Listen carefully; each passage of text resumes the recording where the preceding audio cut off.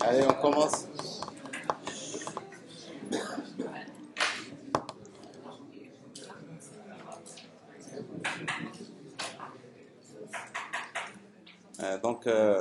On va voir HTML pour les débutants, pour ceux qui n'ont jamais vu c'est quoi HTML.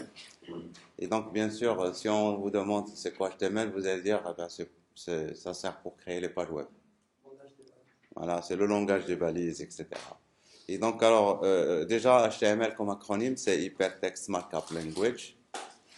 Et donc, ça a été inventé il y a longtemps, très longtemps, donc ce langage par Tim Berners-Lee. Et donc, le but, c'était de faire quelque chose de plus que le texte, parce qu'avant, on n'échangeait que du texte. Donc, on pouvait envoyer des messages, mais dans le contenu des messages, c'était du texte. Partager des fichiers, c'est toujours du texte, etc. Et puis, avec le HTML, on voulait faire plus. Et donc, quand je vous donne un document, dans le document, vous pouvez avoir d'autres liens vers d'autres documents. Et donc, ces liens, au début, c'était aussi du texte. Et donc, à la base, la notion de hyper, c'est quelque chose de supérieur. Hyper, c'est un suffixe, c'est un préfixe ici qui désigne supérieur au texte. Et ça vient de ça. Alors, donc, nous, bien sûr, HTML, donc, on va essayer de voir un peu, de passer rapidement pour comprendre et pouvoir déjà créer des choses. Et je vous donnerai des liens pour aller, donc, si vous avez besoin de plus de détails. Alors, donc, dans un premier temps, on va voir c'est quoi, donc, grosso modo HTML, c'est quoi une balise? Parce que votre camarade a dit qu'il s'agit d'un langage de balise. Et donc, il faut comprendre c'est quoi une balise.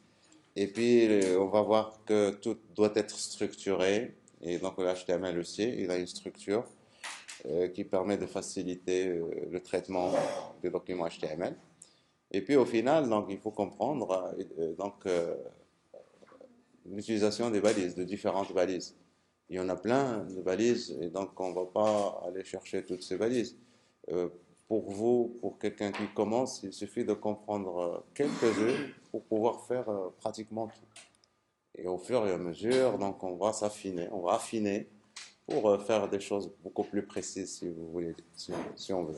D'accord? Alors il y a deux aspects donc à voir au niveau de HTML. Il faut voir les balises.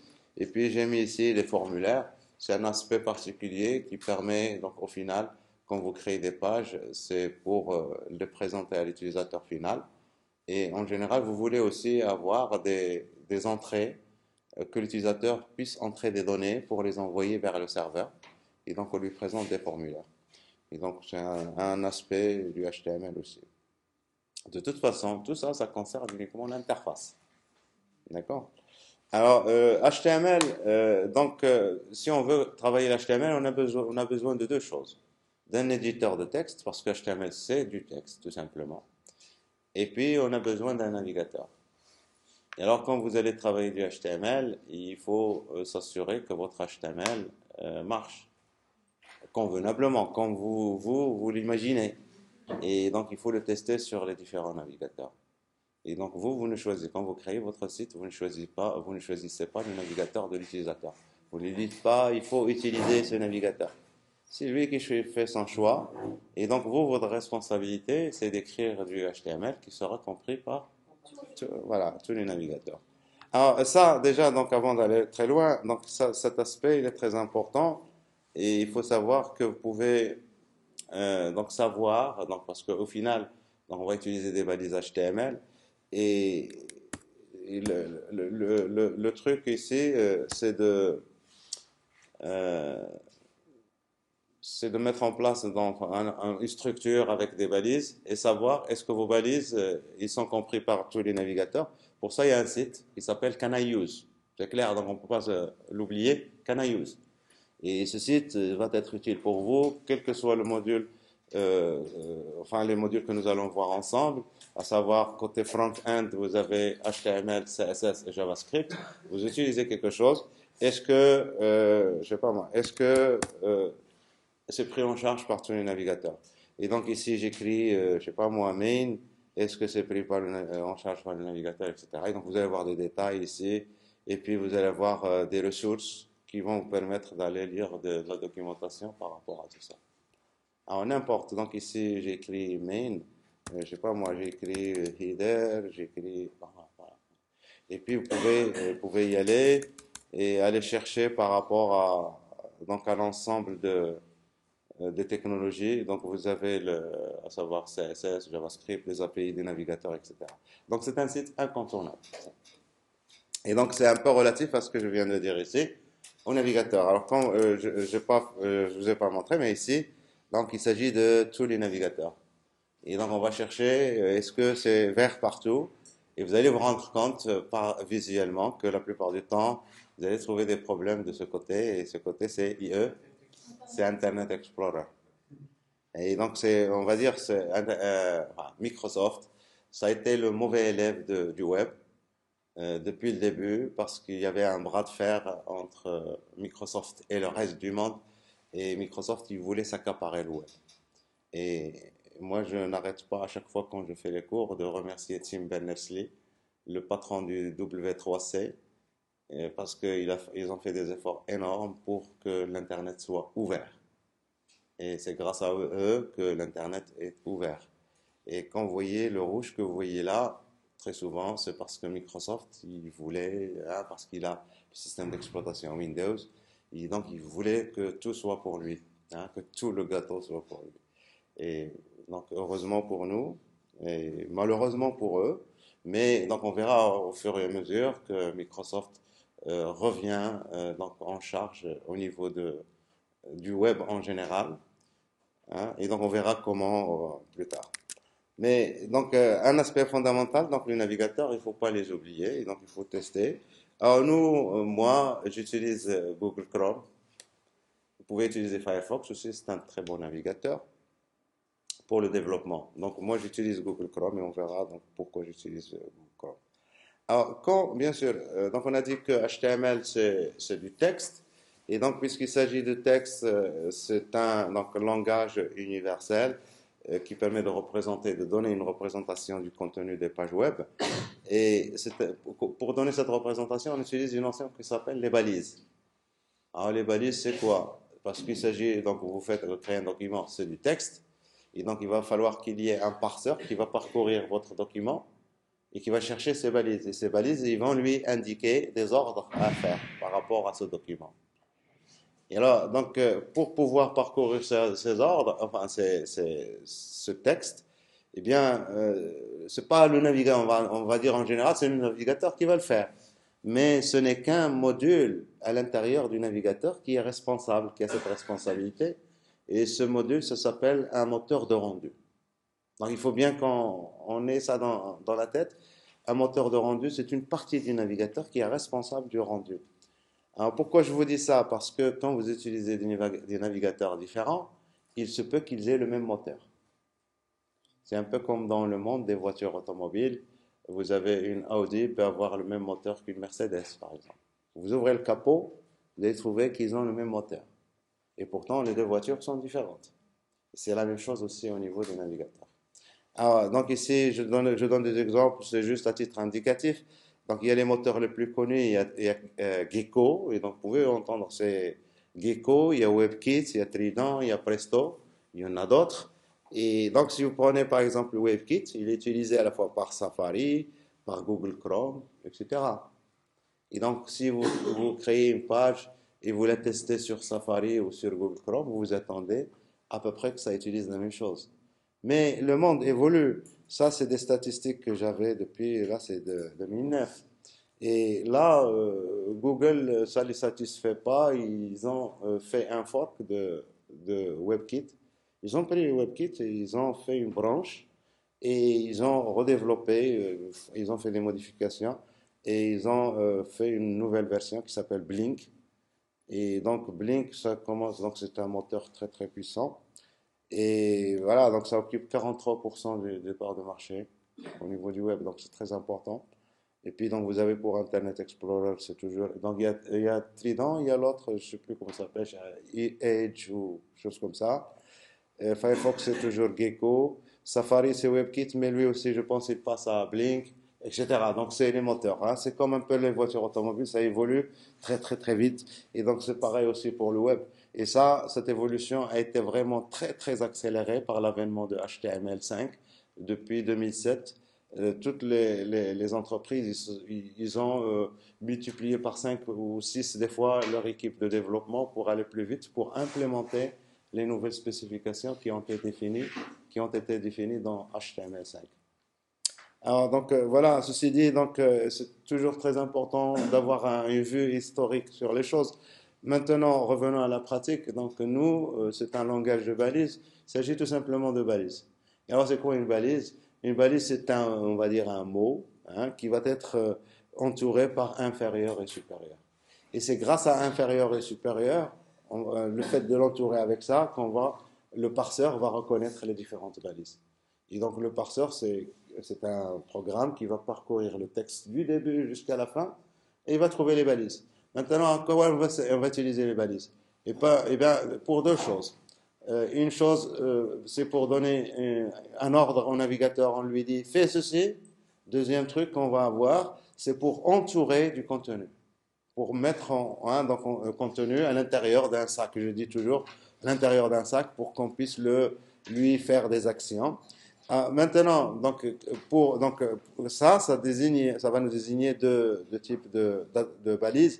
Vous allez voir des balises qui vont être comme ça. Donc, j'ouvre. Là, c'est une balise image, IMG. Et vous pouvez avoir ici à la fin slash et vous fermez. Et là, c'est une balise qui s'ouvre et qui se ferme sur elle-même. Donc, on n'a pas besoin. C'est pas un sac dans lequel on va mettre des choses. Mais très souvent, vous allez trouver des choses comme ça. On appelle ça des attributs. SRC égale, ici, je dis au navigateur, je veux charger une image. Et vous lui dites, je veux charger une image, il faut lui dire quelle image. Pour lui dire quelle image, on utilise ça, on appelle ça des attributs, qui permet de lui dire ici SRC, la source, où se trouve l'image. Et là, on va donner le chemin pour aller chercher cette image. Deuxième type de balise, c'est vous trouvez ça. Vous trouvez, par exemple, balise B, je veux mettre en gras du texte. Je veux le mettre en gras. Ben, il faut dire de quel point jusqu'à quel point. Et donc là, c'est comme un sac. Hein, vous dites, voilà, le contenu de cette balise. Et ici, donc, on parle ici de balise ouvrante. Ça, c'est la balise ouvrante. Ça, c'est la balise fermante. Et depuis la balise ouvrante jusqu'à la balise fermante, tout ça, on appelle ça un élément. Un élément. Et prenez un élément, c'est un sac avec tout ce qu'il y a dedans. D'accord? Alors, je reviens juste un petit instant vers ces balises-là. Au niveau du HTML, ici, le slash que vous avez ici à la fin n'est pas obligatoire. Vous pouvez trouver image comme ça, et n'allez pas chercher slash image. Vous n'allez pas la trouver. D'accord? Donc, il y a des balises qui sont comme ça. Alors, pourquoi moi je fais ça? C'est juste par habitude, mais c'est pas faux, ça, de mettre le slash. Mais c'est juste on verra le XML. Et XML, il faut toujours, quand vous ouvrez quelque chose, il faut le fermer. Et donc, ça, c'est quelque chose qui est fondamental au niveau du XML. C'est pour ça. Là, quand vous faites ça, vous êtes un peu compatible avec XML. Je récapitule par rapport à ce slide. Donc, les balises, c'est ça, inférieur, supérieur. Le parseur, il va chercher ça.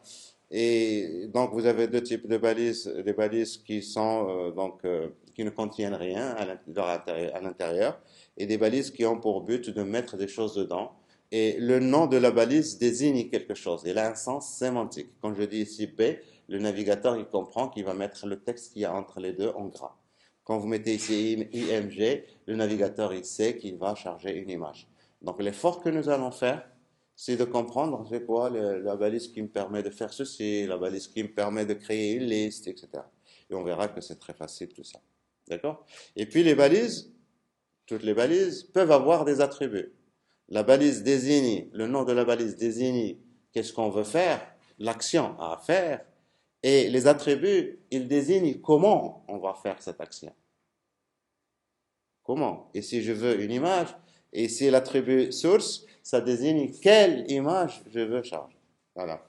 Alors si vous comprenez ça, donc il n'y a plus rien de spécial. Après, bien sûr, les documents HTML, ils ont une structure.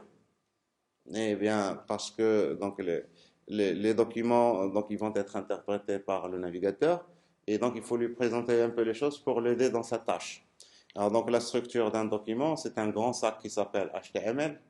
Vous voyez, HTML/HTML. un grand sac dans lequel on va fourrer deux éléments. Il y a head et il y a body. Head, c'est l'entête, et body, c'est le corps. Il faut bien comprendre que nous allons être toujours dans un contexte de réseau. Alors, c'est quoi un contexte de réseau? Ça veut dire que vous allez échanger des données dans le réseau, et ces données, c'est comme un train avec des wagons. Et quand un train arrive à la gare, c'est la locomotive qui arrive la première. Et on n'attend jamais que la queue du train arrive à la gare pour commencer à faire des choses. Et donc, quand vous envoyez un fichier, quand un fichier comme ça est reçu par le navigateur, on commence déjà à le traiter. On n'attend pas que la fin arrive. Et qu'est-ce qu'on met dans l'entête? Eh bien, on met dans l'entête ici de tout, de quel que soit le protocole que vous utilisez. Et donc ici, qu'est-ce qu'on met dans l'entête? Eh bien, la plupart du temps, on met des informations pour aider le navigateur à savoir ce qui va arriver dans la queue du train. Pigez un peu? Et bien sûr, nous, donc voilà, alors ici, la structure, elle est importante, hein. Alors si vous prenez ici donc la structure, vous avez la partie head dans laquelle j'ai ici une balise spéciale qui s'appelle title. Et qu'est-ce qu'elle fait? Ben, elle affiche ici le titre de la page. Et puis vous avez la partie core body, c'est elle qui est responsable de ce que nous voulons afficher à l'utilisateur final. Alors, bien sûr, donc alors, si vous avez bien vu au niveau de la hiérarchie qu'on vient de voir ici, vous avez un grand sac dans lequel on a mis de petits sacs, etc. Et donc on met les choses à l'intérieur d'autres choses. Ça, c'est une structure hiérarchique. Le père à tous, c'est HTML, vous êtes d'accord? Voilà, donc ça veut dire que nous avons un arbre. Et donc cet arbre, il commence à HTML, il a deux enfants, head et body. Et puis l'enfant head, il a un enfant title, et title a un enfant qui est du texte. Et la représentation que je fais là, elle est très importante. Il faudrait que, à chaque fois que vous créez du HTML, ça ne doit pas rester dans votre tête que du HTML, du texte. Ça doit devenir, si vous voulez comprendre, ça doit devenir un arbre dans votre tête. Ça veut dire que vous devez avoir WebKit dans votre tête. Comprenez? Alors qu'est-ce qu'il fait WebKit? Eh bien, il va prendre le texte que vous lui donnez et il va l'interpréter, le parser, le parcourir et il va en faire une représentation dans la mémoire qui ressemble un peu à ça. Pigé? Il doit avoir une représentation qui ressemble à ça. Ça veut dire que ça va être pour lui des objets et chaque objet va avoir des attributs. Tout à l'heure, on a vu l'image, la balise image. Elle a un attribut src, etc. Eh bien, votre balise img, il va avoir des attributs comme le sens de la programmation orientée objet. Et donc, le navigateur, quand il va charger la page, eh bien, il doit avoir une représentation au niveau de la mémoire qui ressemble exactement à ça. Alors, pourquoi ça? Parce qu'au final, qu'est-ce qu'on veut? C'est pas uniquement juste afficher l'image, mais après, on va vouloir la manipuler, surtout avec du JavaScript. Et qu'est-ce qu'on va faire avec du JavaScript? Bien, on va pouvoir aller couper des branches. Ça, il s'agit d'un arbre. On peut aller couper une branche, déplacer une branche, modifier une feuille, etc. Et vous allez voir qu'il y a des API qui vont nous aider à parcourir un arbre très facilement pour aller d'un endroit à l'autre, prendre un contenu, le déplacer, le copier, le masquer, faire vraiment tout ce qu'on veut. Et donc ça, c'est une représentation fondamentale. C'est la représentation que fait le moteur de rendu en mémoire. Deuxième représentation, c'est toujours le même contenu. Regardez ici, j'ai title, H1, P, etc. C'est exactement le même document HTML. Et ici, j'en ai fait une deuxième représentation.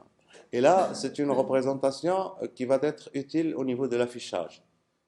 Et c'est toujours hiérarchique. Vous voyez ici, body, je prends juste l'aspect, la partie qu'on va afficher. Body. Et qu'est-ce qu'il y a dans body? Vous avez H1. Et dans H1, qu'est-ce que vous avez? Vous avez du texte. Et qu'est-ce qu'il y a après body? Vous avez P. Voilà P. Et qu'est-ce qu'il y a dans P? Vous avez du texte, on apprend. Et qu'est-ce qu'il y a après? Vous avez B. Et vous voyez qu'il s'agit d'une représentation aussi, donc spatiale. Alors moi je dis ici, spatial, c'est un peu 3D ça, hein? Vous avez une représentation dans le plan, XY, mais aussi vous avez une représentation suivant Z. Je peux vous dire que H1, il est au-dessus de Badi. Il est au-dessus, il n'est pas derrière. Et si vous prenez B, il est au-dessus de P, qui est au-dessus de... etc. Et donc, vous avez aussi une représentation suivant l'axe Z. Et donc, quand on fera, par exemple, les feuilles de style CSS, eh bien, on va s'intéresser à cet aspect. Moi, je veux que ça, c'est une boîte. Moi, j'appelle ça des boîtes. Et donc, après, donc, vous allez dire P, je veux qu'elle soit bleue, qu'elle ait des arrondis, qu'elle ait une bordure, etc. Et donc, il faut que vous ayez cette représentation. Voilà. Alors, je récapitule par rapport à la structure d'un document. Dans un document HTML, on a dit HTML/HTML. À l'intérieur, on a head/head, body/body. Qu'est-ce qu'on met dans head? Eh bien, comme j'ai dit tout à l'heure avec l'exemple du train, on va mettre des informations qui vont concerner surtout le navigateur. Surtout le navigateur. Et qu'est-ce qu'on va mettre? La plupart du temps, on a vu tout à l'heure title. Ça permet de donner un titre à votre document. Mais vous pouvez aussi avoir, très souvent, on va avoir beaucoup de balises méta. On appelle ça des balises méta. Ils s'appellent méta. Et ça vient de metadata. Et méta, c'est l'information sur l'information. Oui, donc ça peut être utile pour les moteurs de recherche. Mais donc on va dire globalement, c'est des informations sur l'information qu'on veut véhiculer.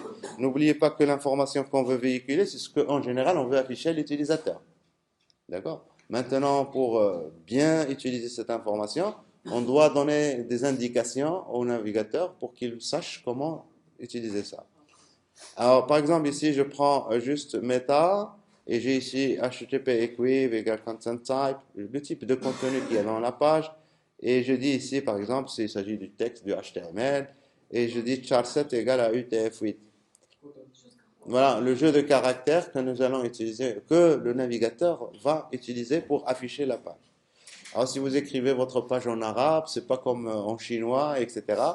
Il faut lui dire de ressortir le bon caractère pour afficher la page. Parce que derrière la page, c'est juste des codes, hein, des codes, donc les codes, on va dire, donc ici, je lui dis d'utiliser UTF-8. Ça veut dire que dans ma page, je peux écrire, mélanger l'arabe et le chinois. D'accord? Et le français. Voilà. Alors, donc voilà, il ne faut pas oublier cet aspect. Et puis, on verra que très souvent, au niveau de la page aussi, on aura besoin, par exemple, de feuilles de style CSS. C'est ici. Donc, il faut d'abord les présenter dans Head. Comme ça, le moteur, avant d'afficher la page, il va utiliser ces styles, etc. Donc, on verra qu'on peut attacher des fichiers aussi. Voilà. Et puis, vous avez la partie body. C'est le focus sur l'utilisateur. Qu'est-ce que je veux afficher à l'utilisateur? Voilà. Donc, alors, très rapidement, donc, grosso modo, et je vais commencer à démontrer. Donc, il faut qu'on fasse la démo pour comprendre que très rapidement, vous devez vous prendre en charge par rapport à HTML. Et donc, si vous prenez n'importe quel contenu que vous voulez afficher à l'utilisateur, ça va être quoi en général? Ça va être donc du texte la plupart du temps, avec des images, et il faut permettre à l'utilisateur de naviguer, d'aller vers d'autres pages, c'est ça? Et puis, si on veut être très avancé, on va mettre des vidéos, des trucs. Hein. Et donc, la plupart du temps, c'est du texte. Mais si vous prenez le texte, vous n'allez pas écrire le texte n'importe comment. Le texte aussi, il est hiérarchisé. Hiérarchisé dans notre esprit, indépendamment de HTML. Et donc, quand vous écrivez, je sais pas moi, votre rapport de stage, vous mettez, je sais pas moi, donc des titres, des sous-titres, des paragraphes, etc. Eh bien, il faut qu'on retrouve cet aspect hiérarchique, mais aussi cet aspect sémantique. Sémantique. Il faut que les choses aient du sens. Un titre, c'est pas comme un paragraphe.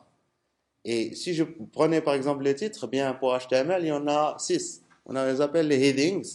Et donc vous avez H1, H2, H3 jusqu'à H6.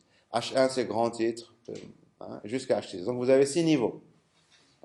Si vous descendez jusqu'à H6, c'est qu'il y a quelque chose qui ne va pas dans votre hiérarchie. Vous êtes trop méticuleux. Et donc mais alors, je le dis bien ici, parce que votre page, il ne sera pas lu uniquement par des humains. Les humains, de toute façon, ils ne vont jamais voir ni H1 ni H2. Vous pouvez mettre ce que vous voulez pour les humains. Et on peut lui afficher ça avec les styles, etc. Ça peut apparaître comme un titre. Parce que pour les humains, un titre, c'est grand. Mais il faut savoir que vos pages seront lues aussi par des programmes. Et les programmes, en général, c'est les robots, parce que vous voulez bien que votre page, si vous la mettez dans le web, que les autres y accèdent. Et pour y accéder, la plupart du temps, on passe à travers les moteurs de recherche. Et alors, le moteur de recherche, le robot du moteur de recherche, quand il va parcourir votre site, la page, pour lui, H1 est plus important que H2. Et ça a un sens. Quand il va indexer ça, H1, c'est important. D'accord? Donc, il ne faut pas oublier cet aspect sémantique. Donc, on verra qu'il y a des balises qui n'ont pas de sens sémantique. Et donc, il y a des balises, par exemple, il y a div, il y a span, c'est des balises, c'est juste des sacs. On peut mettre du contenu dedans, ça vous permet de mettre de la structure. D'accord? Mais il y a des balises qui ont du sens, par exemple ici H1, H2, et puis il y a les paragraphes CP, etc. Donc j'arrête là-dessus, on passe au mode démonstration pour comprendre très rapidement comment créer une page, comment donc l'utiliser, etc. Donc alors pour ça, donc pour pouvoir créer des pages, on va se mettre quelque part. Donc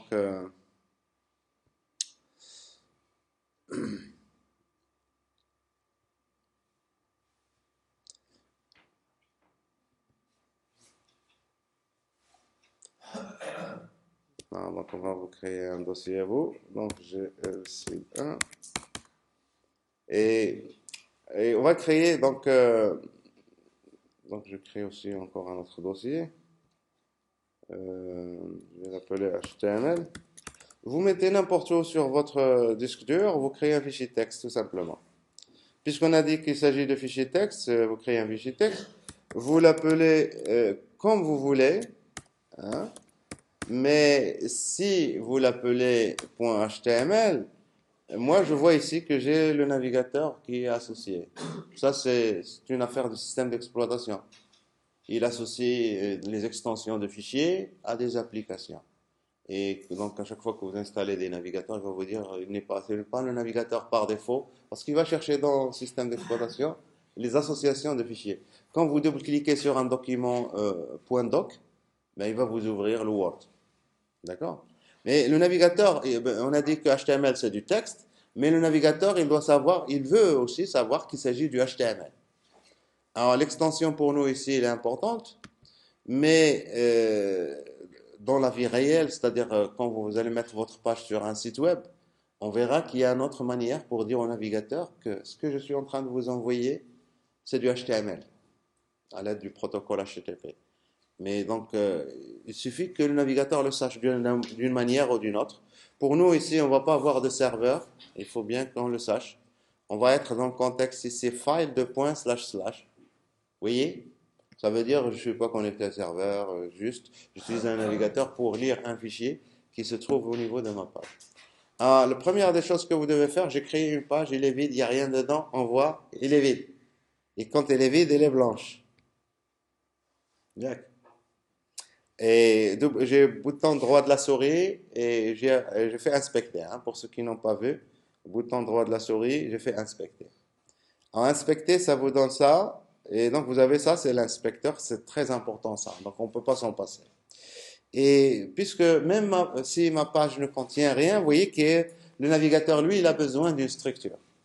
Et il n'y a rien, j'ai rien donné. Et là, lui, il a ajouté la structure.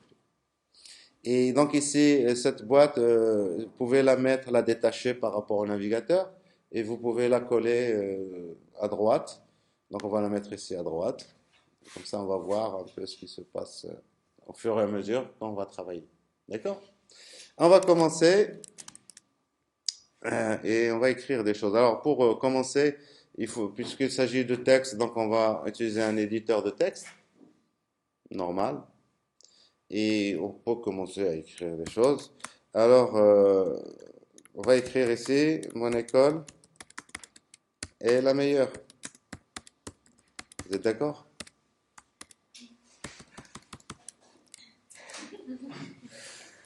J'enregistre, c'est pas enregistré, hein. Donc j'actualise et donc on va voir le texte, vous le voyez. Je l'agrandis un peu. Voilà. Qu'est-ce que vous remarquez déjà? Ouais, donc il n'a pas utilisé le bon codage de caractères. Il n'a pas su comment écrire le E accent. Bon, ça c'est premier aspect. Deuxième aspect, et c'est des aspects qui sont au final très simples, mais c'est très bien de les comprendre. Je copie tout ça.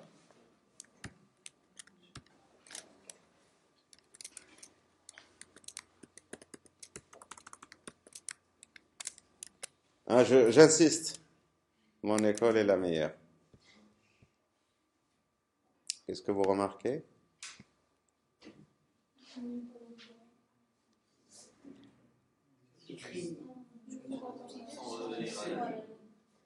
Alors, ça, c'est les premières des choses à comprendre. Pour celui qui n'a jamais fait HTML, il faut bien comprendre ça. Parce qu'on va vouloir écrire comme dans le Word, c'est pas du tout ça, hein. Donc, j'écris du HTML, j'écris du texte, je reviens à la ligne, je mets des espaces, vous pouvez mettre autant d'espaces que vous voulez. Eh bien, tous vos espaces, vos retours à la ligne, ils vont être contractés en un seul espace. Mettez 10, 20, ils vont être contractés en un seul espace. Ça, c'est la première des choses. D'accord? Donc, par contre, si vous voulez revenir à la ligne, on peut le dire au navigateur. Je veux revenir à la ligne. Donc, il doit y avoir une balise pour ça. Donc, quand vous voulez faire quelque chose, il doit certainement y avoir une balise pour ça. D'accord? Alors, donc, voilà, ça c'est le premier aspect à voir. Alors, si vous voyez ici, donc, forcément, lui, tout ce que j'ai écrit là, il l'a mis, vous le voyez? Il l'a mis dans le body, dans le body. Et là, quand vous voyez le code, il garde. Ça, c'est le code interprété. Ça, c'est le code que j'ai envoyé. Vous êtes d'accord? Hein. Alors, voilà, donc ça, c'est la première des choses. Deuxième des choses, donc, vous voulez revenir à la ligne, eh bien, il faut le dire, CTRL Z, il faut le dire au navigateur, il faut mettre des balises, par exemple BR. BR, alors vous mettez BR comme ça, comme je vous ai dit tout à l'heure, ou BR comme ça, c'est la même chose. D'accord? Parce que BR, ben, vous le dites, retournez à la ligne. Là, vous n'allez pas lui dire, retournez à la ligne. Ouais, je suis retourné à la ligne. Yak. Donc, fin de retour à la ligne. Donc, c'est ça. Donc, on n'a pas besoin de faire la balise fermeture. Et donc là, vous voyez ici, je retourne ici, je retourne là. Alors, au passage des balises que vous allez avoir à utiliser très souvent, vous avez BR, c'est break line. Et vous avez HR, donc à connaître, c'est horizontal rule. C'est ligne horizontale, c'est ça. Ça, c'est des trucs utiles hein, pour faire du prototypage rapide. Et donc, on a des fois besoin de ça. Alors, après ceci, bien sûr, nous, on veut créer des choses, un document structuré. Alors, un document structuré, vous devez avoir la balise HTML et donc slash HTML, head, slash head. Et là, vous allez mettre votre titre, ma page web, qui va apparaître dans le titre. Et le contenu qu'on avait mis tout à l'heure, on va l'ajouter ici. Alors, si vous voulez maintenant faire en sorte que ça soit un titre, ben vous faites H1 slash H1. Si vous voulez que ça soit un sous-titre, vous mettez ici H2 et là slash H2. Et je veux que ça soit un sous-titre. Je mets ici H3 ou je vais mettre H5 pour aller très loin. Et là, on va mettre H5. CTRL S. Et, et j'actualise. Et j'ai fait quelque chose de pas correct? Où ça? H5 slash H5. Oh. Donc voilà, c'est un aspect fondamental aussi des navigateurs. Bien sûr, donc c'est pas pour vous encourager à faire des erreurs, mais il faut comprendre que le navigateur lui aussi, il ne peut pas travailler avec H1 ou vous fermer avec H5. Et donc il va faire ses choix, il va corriger, et c'est un aspect fondamental parce que si vous faites des erreurs dans votre code et le navigateur il trouve qu'il y a une erreur, il vous dit ah vous avez fait une erreur, et il va pas vous le dire à vous, mais à tous les visiteurs de votre site. Et les visiteurs, qu'est-ce qu'ils vont dire? Est-ce qu'ils vont dire que c'est le site qui est mauvais? C'est le navigateur qui est mauvais. Comprenez le truc? Donc, le navigateur, il doit faire de son mieux à ce que votre truc marche bien. Donc, si vous faites des erreurs, il va essayer de les corriger, etc. C'est un peu le cas maintenant. Après, donc, on avait dit que tout ce que vous allez mettre dans des pages, très souvent, ça va être du texte qui est hiérarchisé. Donc, on vient de voir ici que c'est hiérarchisé. Et comme vous avez bien dit, donc ici, il faut mettre H5. Et puis là, probablement, vous allez avoir des paragraphes. Et donc, paragraphes, plein de paragraphes, slash P. Et voilà, donc ici, si je reviens, je vais avoir une belle, enfin une belle page, pas tout à fait. Il va falloir qu'on corrige un peu les choses. Mais je vois ici, j'ai mon grand titre, c'est de jusque-là. Le deuxième, et ça c'est H5. Et là, vous avez votre paragraphe. Alors, donc ça, c'est gras, et que c'est plus grand, etc. Mais on verra qu'avec les feuilles de style CSS, on peut vraiment mettre en sorte que ça soit plus petit que ça si on veut, etc. D'accord? On corrige le truc des jeux de caractères. Et donc, on va donner des instructions au navigateur. On va lui dire, attention, le jeu de caractères, on veut utiliser UTF, UTF-8. Et donc, c'est char7. Alors, ici, j'utilise HTML5. Et donc, char7, vous avez dans HTML5 la possibilité d'écrire ça directement, UTF-8. Et si je reviens à mon navigateur et j'actualise, le problème des accents est résolu. C'est tout. Alors HTML5, si on veut le reconnaître, on doit avoir ici ce qu'on appelle un doctype. Un doctype. Et doctype. HTML. Voilà. CTRL S. Merci. Et ça ne changera rien, hein. C'est juste une indication. Alors, il a même commenté. Alors, c'est pas comme ça.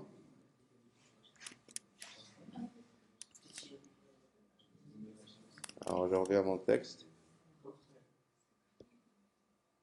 Ah oui, oui, doctype. Oui, il manque PE. Voilà, CTRL S. Vous voyez qu'il l'avait commenté, il n'avait pas compris. Et donc, doctype. Alors, vous pouvez remarquer aussi un truc ici, que si j'écris aussi doctype, ça n'a pas d'importance. On verra ça quand on verra XML, c'est quoi ce doctype, etc. Et donc, à quel niveau ça peut être utile. Et donc, moi, j'ai écrit minuscule, là, il l'a mis en majuscule.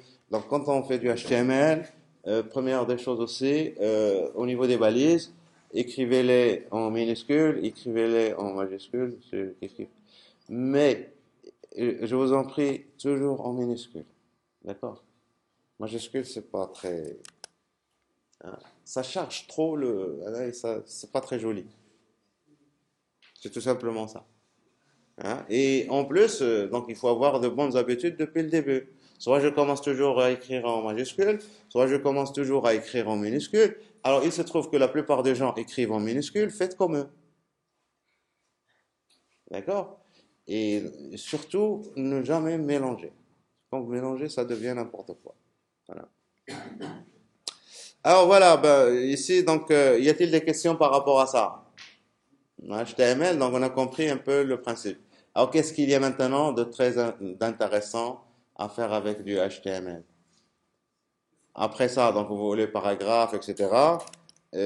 Moi, ce que je fais toujours, on fait plusieurs choses à la fois. On fait du HTML, mais aussi on fait de la cuisine. Et donc, on va faire ici, on va définir une recette de pizza. Hein, comme ça, on va aussi apprendre à faire des pizzas, pas seulement du HTML. D'accord? Alors, pour apprendre à faire une pizza, ben, il faut d'abord donner les ingrédients. Et donc, les ingrédients, c'est H3. Donc, ingrédients. Alors, les ingrédients. Alors, c'est quoi les ingrédients d'une pizza? On va faire la pizza la plus simple.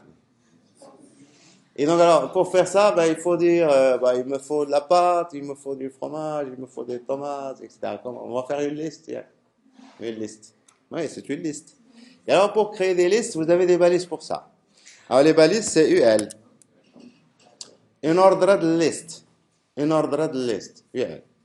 Et les éléments d'une liste, c'est LI, list item.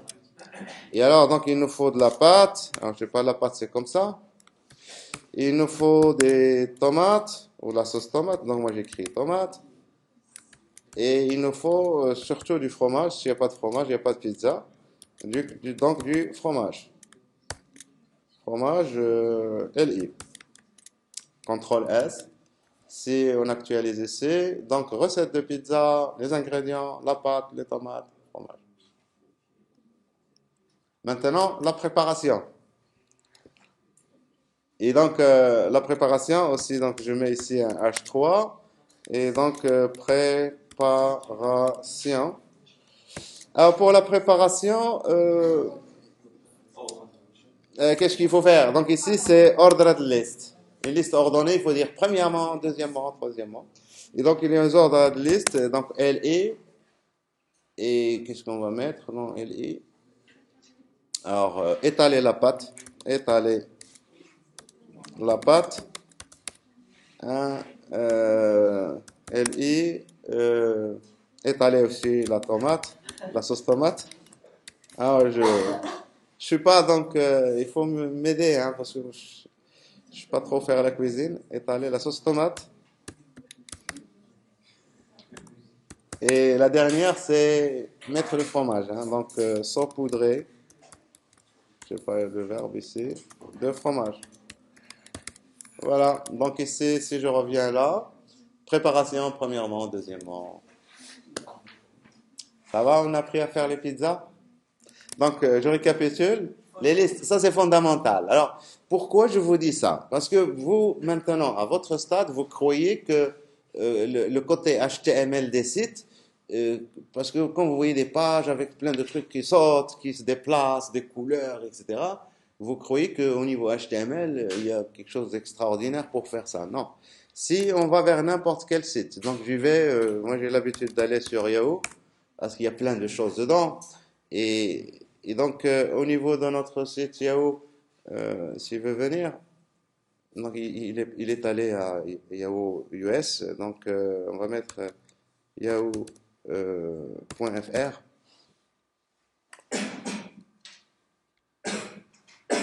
Et si j'inspecte mon site Yahoo, il y a plein de choses, hein, c'est joli, c'est bien structuré, il y a des images, il y a des trucs.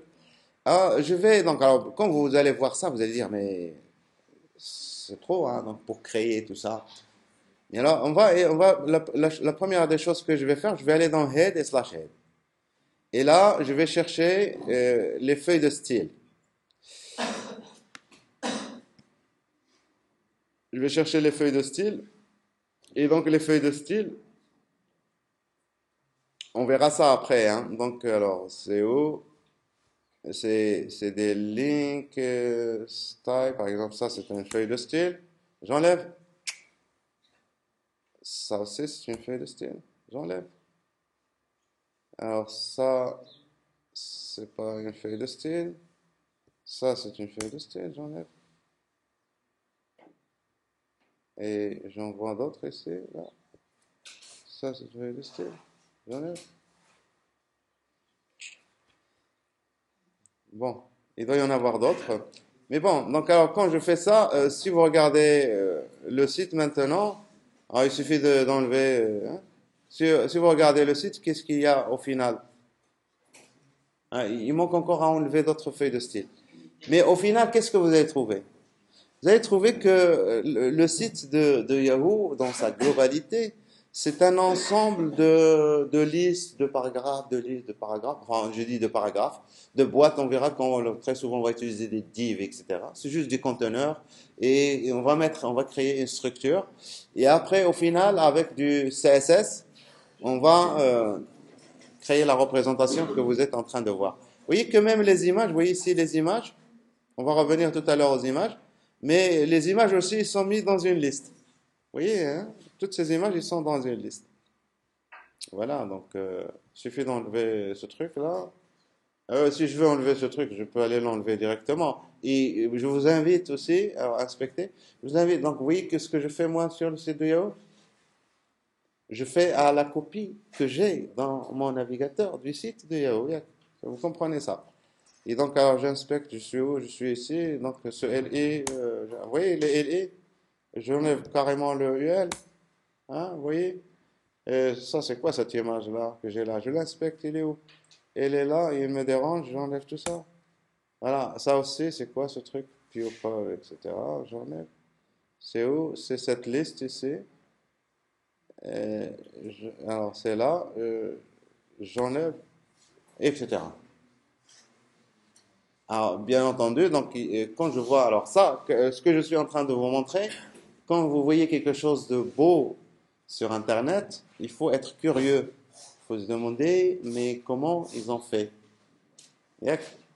Et donc, il faut revenir. Donc, si vous voulez voir la structure, là, voici la structure.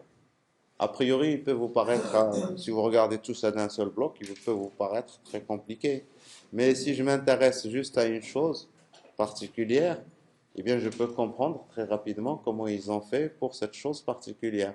Si je m'intéresse juste, par exemple, ce menu, il est très joli, hein, comment ils ont fait, eh bien, on peut aller voir, on peut inspecter, aller voir.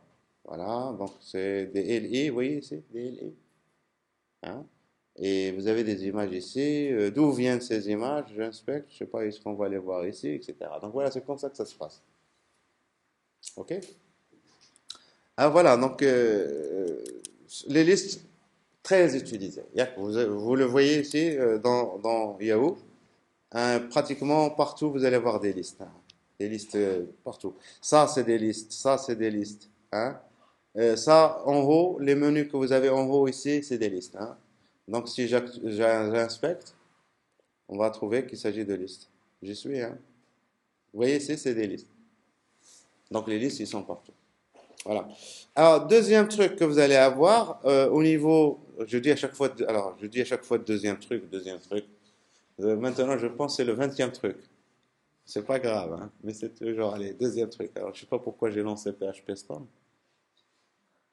mais c'est pas grave. Donc, alors, c'est pas ça. Toi, tu reviens. Toi, tu reviens. Alors, on va voir le deuxième truc. Euh, les tableaux. Alors, j'efface tout ça, et qui nous permet de structurer les données dans un site. Et donc, j'enlève pour les besoins donc, de compréhension, pour ne pas avoir une page chargée, j'enlève tout ça. Et on va créer un tableau.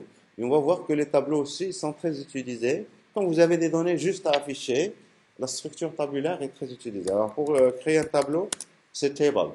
Maintenant, bien sûr, table, mais mon tableau, quand vous créez un tableau, puisqu'on a vu que HTML, ici, le document HTML, il est hiérarchique. Vous êtes d'accord? Et donc, un tableau aussi doit être hiérarchique. Alors, si vous devez me donner une définition d'un tableau, comment on va le définir, le tableau, pour qu'il soit hiérarchique? Alors, si je vous demande ça, vous allez me dire, un tableau, voilà, c'est un ensemble de lignes et de colonnes. Et quand vous dites ça, c'est pas hiérarchique. Il faut donner de la priorité soit aux lignes, soit aux colonnes. Et donc, alors, je vous donne la définition. Donc, un tableau, c'est un ensemble de lignes. Et chaque ligne est un ensemble de cellules, tout simplement. Et qu'est-ce qu'il va faire le navigateur? Quand vous allez lui donner des cellules, eh bien, il va prendre en charge le fait de les aligner les unes au-dessus des autres, que ce soit correct. Mais tout simplement, un tableau, c'est un ensemble de lignes. Et chaque ligne, c'est un ensemble de cellules. Si vous comprenez ça, ça va vous aider énormément. Alors, je crée mon tableau, table. Table. Et pour créer les lignes, c'était R, table row. Table row. Et pour créer les cellules, alors, vous pouvez mettre TD, c'est table data. Et ici, vous écrivez blabla. Alors, j'écris blabla 1. Je copie ça. Et CTRL V, CTRL V. Et je copie toute la ligne. CTRL C. CTRL V, CTRL S. Et on va aller voir. J'ai mis 2 lignes. Dans chaque ligne, j'ai mis 3 cellules. Et on va aller vérifier ce que ça donne ici. Donc, j'actualise. Voilà mon tableau. Alors, quand vous voyez ça, pour vous, ce n'est pas un tableau. Mais si vous sélectionnez, vous pouvez comprendre en sélectionnant qu'il s'agit d'un tableau. Et donc, quand vous voyez des données qui sont affichées, il se peut qu'il y ait derrière un tableau. Mais vous ne le voyez pas. C'est une structure qui vous permet d'afficher les choses d'une certaine manière. Alors maintenant, si vous voulez que la première ligne ici, ce soit des headers, des headers, des entêtes, vous pouvez, au lieu de mettre TD, vous mettez TH, Table Hidden. Et donc, je mets ça juste pour la première, vous allez voir la différence. Oui, ça devient en gras. En gras. Alors, je vais dans la deuxième ligne ici, et je vais mettre ici ça. J'actualise. Vous voyez que la table se redimensionne en fonction de ce que vous mettez dedans. Je dis comment ils sont interprétés à l'intérieur, tout ça. C'est un peu comme des sacs en plastique. Plus vous mettez dedans, plus ils vont se gonfler. Hein. C'est de- c'est des sacs élastiques. D'accord? Alors, ici, voilà, mes tableaux, bien sûr, mon tableau, moi, je veux voir la bordure de mon tableau.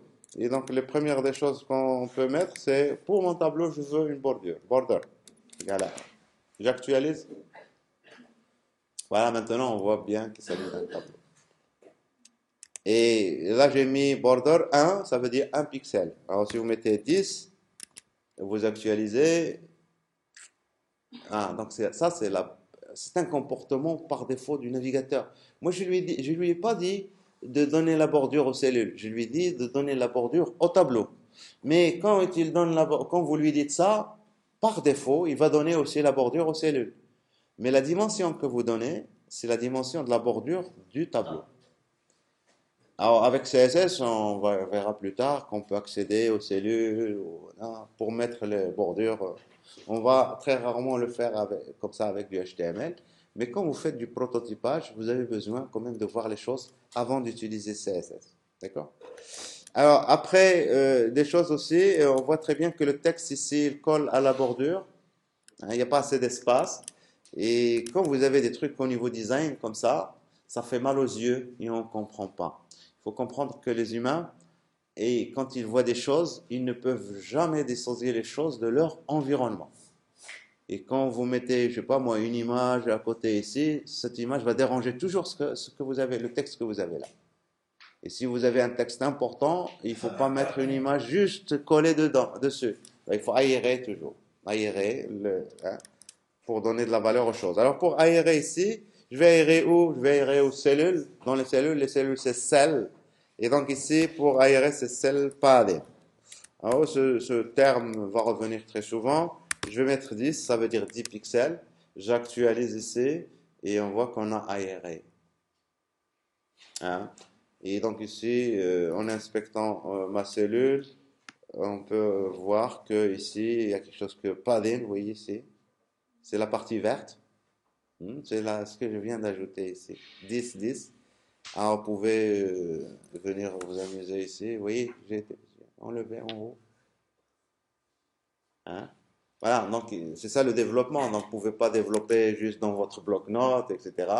Vous voyez, le processus, le workflow, c'est comme ça. J'écris des choses et automatiquement, il faut aller voir tout de suite ce que ça donne. Hein. Il ne faut pas attendre. Et donc, voilà pour mon tableau. Et donc, voilà. Donc, deuxième truc, ici, vous avez les cellules. Et ils ont de l'espace entre elles. Et si vous voulez mettre plus d'espace, vous mettez cell spacing. Et on va mettre de l'espacement entre les cellules. Je vais mettre juste 6 pixels, 6 points, 6 pixels. Vous voyez ici, j'ai augmenté l'espace entre les cellules. Et donc voilà, si vous, je sais pas où je suis ici, donc là, voilà. Alors donc voilà. Alors, après ça, au niveau des tableaux, ici mon tableau, si je diminue la taille, vous voyez que la taille du tableau, la dimension du tableau, il est défini par le contenu que je mets dedans.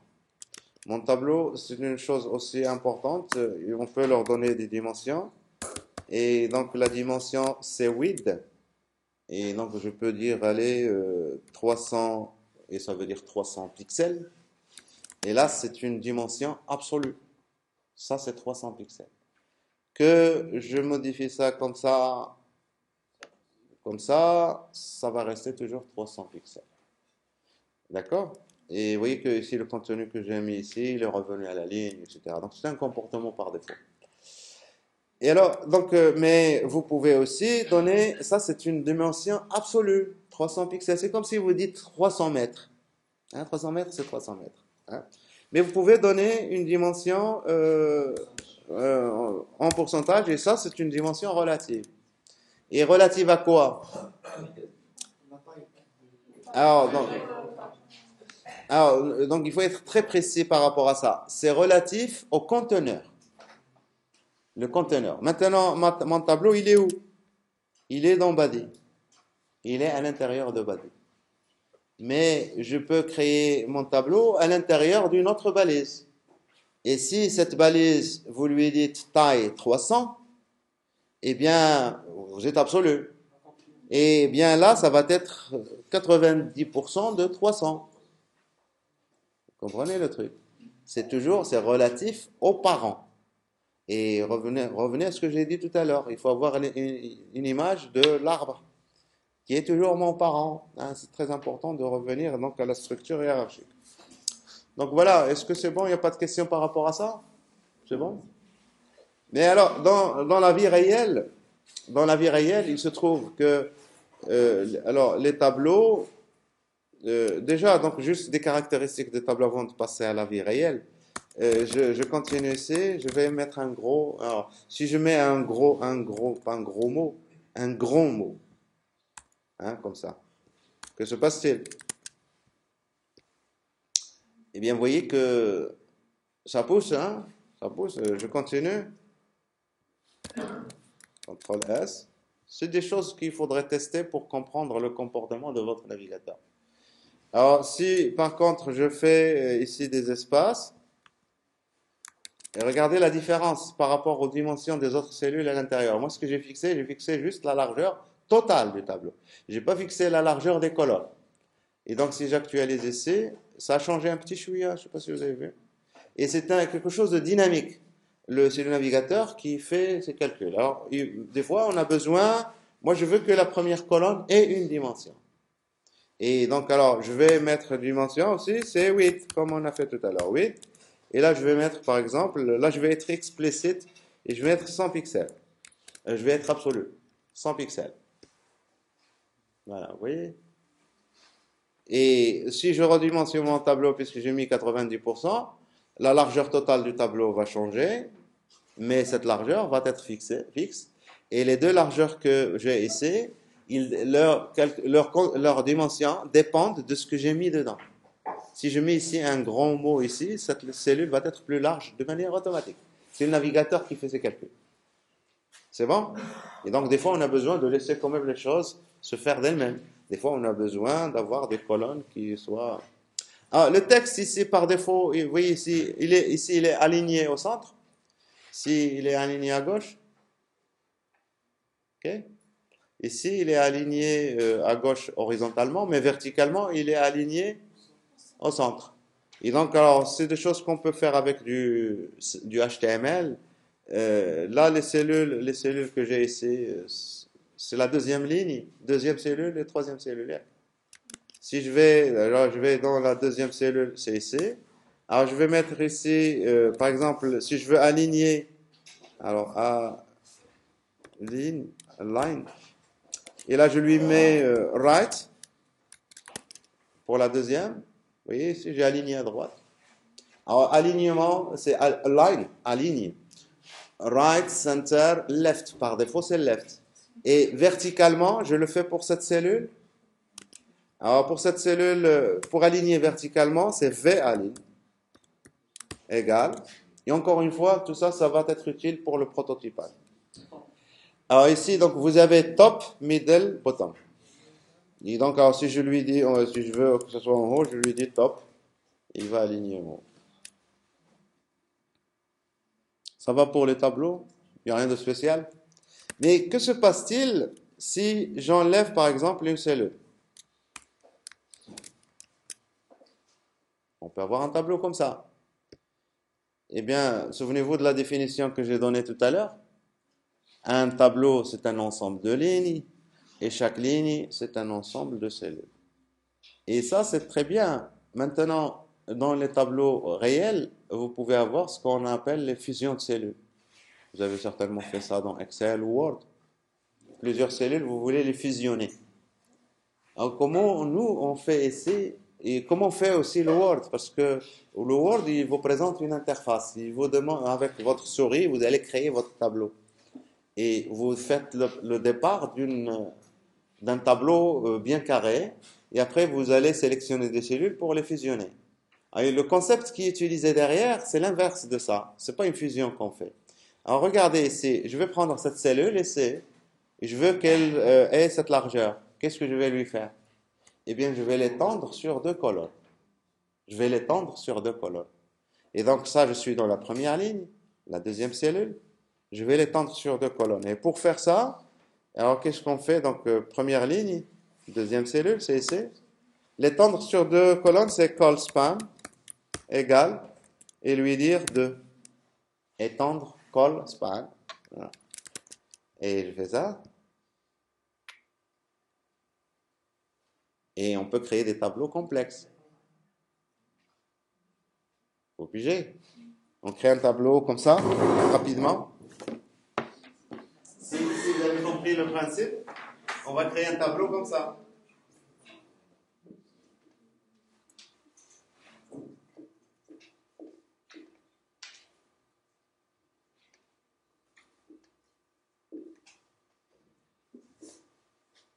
Vous voyez, dans un tableau, il peut paraître complexe.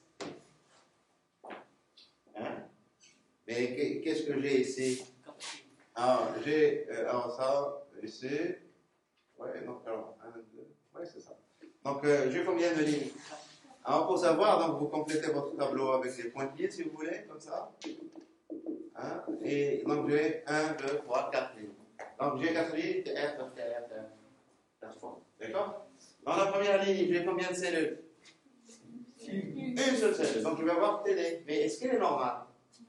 Non, elle est étendue sur 4 fois. Je passe à la deuxième ligne. J'ai combien de cellules? Je compte. 1, 2, 3, 4. Donc, je dois avoir TD, TD, TD, 4 fois. D'accord? Mais la première cellule, est-ce qu'elle est normale? Et il est comment? Il est étendu, mais pas sur les lignes. Il est étendu sur, pardon, pas sur les colonnes, il est étendu sur les lignes. Et donc là, au lieu de faire call span, on fait row span. Et row span égale à combien? 1, 2. D'accord? Deuxième cellule? Normale. Étendue. Troisième ligne? Non, troisième ligne. Combien de cellules? Troisième ligne. Eh bien, non. Celle-ci, ça c'est la cellule qu'on avait ici. Donc il n'y en a que ça et ça. Vous comprenez ça? Vous pouvez tout faire. Après, vous êtes d'accord ou non? J'ai deux cellules normales. Celle-ci et celle-ci. La dernière ligne, combien de cellules? Deux cellules. Elles sont normales? Non. Et donc code span 2, code span 2. On fait ça rapidement.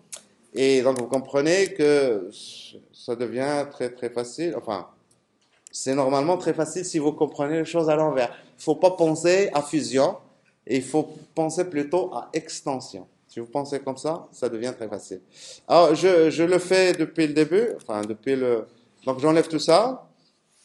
Et donc, TR, ça, c'est la première ligne.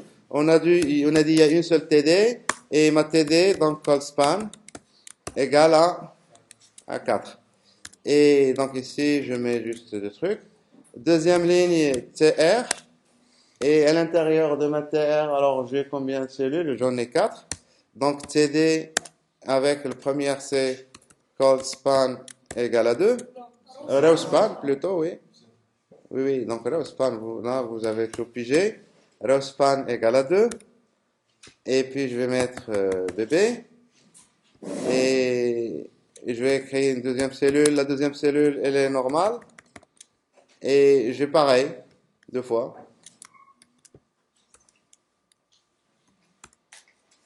CTRL V. La troisième ligne, je fais du copier-coller. CTRL C. Et donc, j'ai uniquement deux cellules normales. Et donc là, c'est du CC. Et la dernière ligne, j'ai deux cellules aussi, mais qui ne sont pas normales, qui sont étendues sur deux colonnes. CTRL V. Et là, merci. Alors, D. Il faut être gentil avec vos programmes, votre machine. Sinon, ça ne marche pas. Hein. Donc, DD. Et là, c'est call-span. Il faut toujours remercier. Call-span égale à 2. Et encore call-span égale à 2. CTRL S. J'actualise. Il y a quelque chose qui ne va pas. Ici, on devrait avoir call-span égale à 4. Est-ce que c'est ce que j'ai fait? Call-span. Il n'a pas compris. Ils n'ont pas de problème. Donc, si vous faites des erreurs, il ne va pas vous dire attention, vous avez fait des erreurs. C'est ce que je vous ai expliqué tout à l'heure. Il fait ce qu'il a compris, il se tait. Et donc, voilà pour notre tableau. Alors, si je veux que ce AAA soit centré au milieu, je fais quoi? C'est Align Center. Ou si vous voulez que ce soit un header, vous mettez ici TH au lieu de TD. TH/TH. Et il a complété lui. Hein? Donc j'ai mis juste à gauche et il a complété. C'est bon pour les tableaux? Voilà. Alors les structures, donc on a vu donc, les headings, H1, H2, etc. On a vu les LI, ça permet donc les listes. Ordonnées OL, c'est les puces, tiré, tiré, tiré. Et non ordonnées, c'est les OL. Et il y a un truc que je ne vous ai pas dit tout à l'heure, c'est que vous pouvez imbriquer, mettre les unes. Si vous voulez mettre un menu déroulant, c'est juste des LI à l'intérieur d'autres LI, enfin des UL à l'intérieur d'autres UL, etc. Et puis on vient de voir maintenant les tableaux. Voilà, donc pour la structure en général c'est ça. Et après, donc après si vous avez tout compris ici, après donc dans vos pages, très souvent pour mettre de la structure, on va utiliser des balises div. Div ça n'a aucun sens, c'est juste une boîte. Ça me permet de faire de la structure. Donc je vais dire ici div, et puis je peux avoir encore un autre div ici, et encore un autre div. C'est que tout simplement pour moi, dans mon truc, je veux avoir un parent et qui va avoir deux enfants, et dans chacun de ces enfants, là je vais mettre une UL, là je vais mettre. Donc c'est juste pour créer la structure que vous voulez. D'accord? Ça, les divs, c'est des balises universelles qui n'ont pas de sens sémantique. C'est pas comme P. P, c'est un paragraphe. Div, c'est une boîte. D'accord? Alors, il y a les divs, ils ont un comportement. Il y a deux balises à connaître. Il y a div, et puis il y a les spans. On verra un peu la différence entre ces deux. C'est aussi une balise qui permet d'entourer quelque chose. Ça, on va utiliser ça très souvent. Vous voulez mettre en gras du texte quelque part, vous l'entourez par des spans pour lui appliquer des styles en général. C'est pour ça qu'on va utiliser ça. Très souvent. Voilà. Donc alors, ça c'est la première partie, je vais arrêter.